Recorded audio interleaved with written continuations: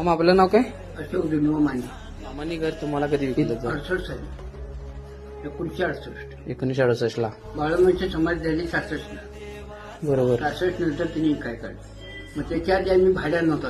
ह्याच घरात ह्याच घरात. कधी निघून गेले ह्या घरातून? लगीन झालं नाही. त्यानंतर ना इथं लगीन झालं.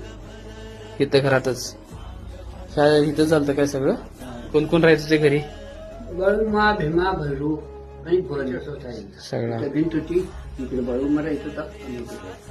म्हणजे मामा अजून इथं घरात असताना पण तुम्ही इथं ह्या घरात होताच? माझा जन्म झाला आम्हाला फक्त मी बाळूमा मला बघितलं.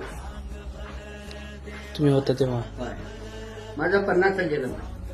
त्यांना पूर्णपणे बघितलं.